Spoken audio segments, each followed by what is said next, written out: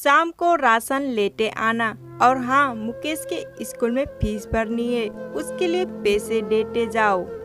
बीबी की इस मांग पर जेब उल्टी करके दिखाने के सिवाय बड़े भाई के पास कोई दूसरा उत्तर नहीं था। माथे पर चिंता की सिकनों के साथ सवेरे तो बड़ा भाई अपने काम पर निकल गया, लेकिन उस शाम को उसने पूरे परिवार के सामने इस आर्थिक संकट को दूर करने के लिए एक प्रस्ताव रखा। क्यों न हम उस फ्लाइट को बेच दे जिसे बाबूजी ने सपना को शादी में देने के लिए खरीदा था। बेटी को दी हुई चीज वापस नहीं मांगते, पाप लगता है। सपना का जन्म होते ही घर खुशियों से भर गया था।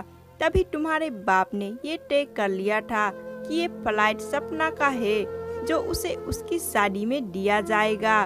माँ ने अपना विरोध जताते हुए कहा, कौन सी बेटी? वो बेटी जो प्रेम विवाह कर घर की इज्जत को खाक में मिला के गई और पिताजी की अंतिम यात्रा में भी ना शामिल हुई। बड़े भाई ने टोंट मारते हुए कहा, मेरा मुंह मत यहाँ खुलवाओ।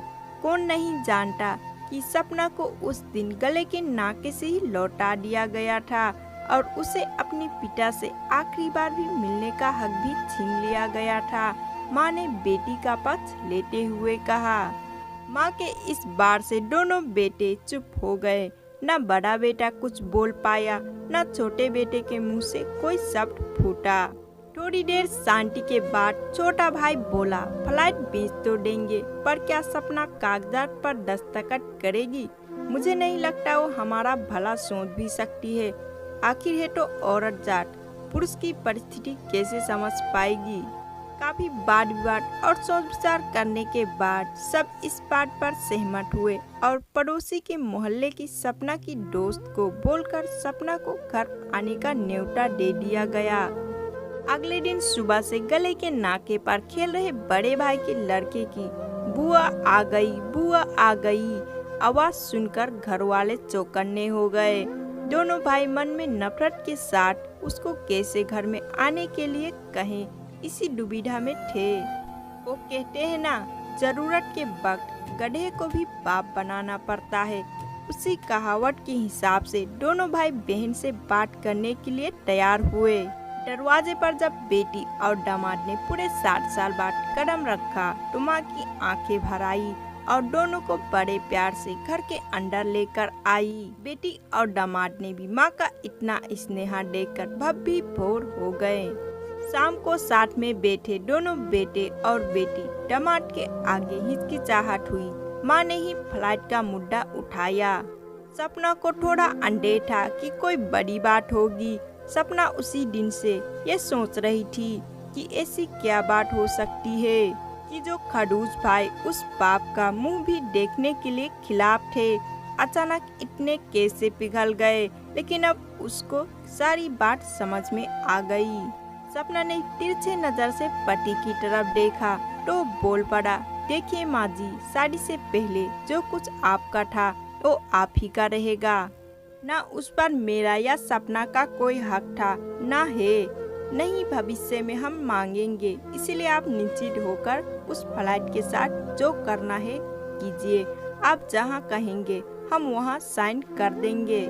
सुबह से अपने जीजा जी से नजरें चुरा रहे दोनों भाइयों ने अब अपने जीजा से अच्छे से देखा। सुबह से फ्लाइट के कागजात पर बहन के दस्तखत लेकर काम खत्म किया जाएगा, ये तय हुआ। सब इस मीटिंग को खत्म करके उठ ही रहे थे कि टीवी पर अनाउंसमेंट हुआ कि आने वाले कुछ दिनों तक देश में लॉकडाउन लगाया जा रहा है।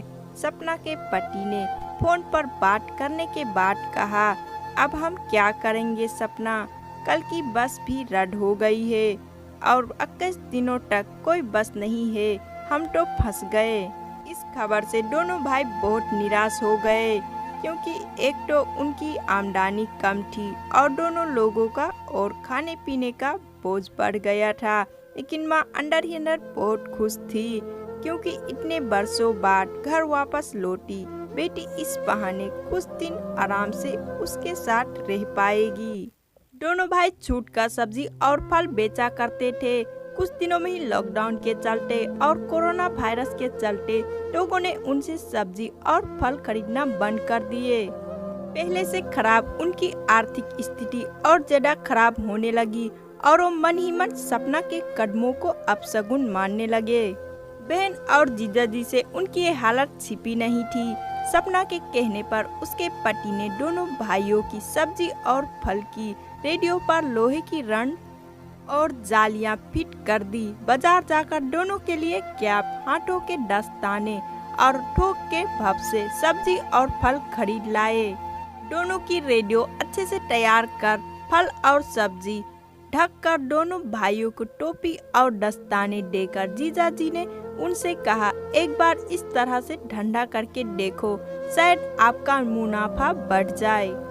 थोड़ी आनाकानी करने के बाद दोनों भाइयों ने जीजाजी के समझाए अनुसार धंधा शुरू किया।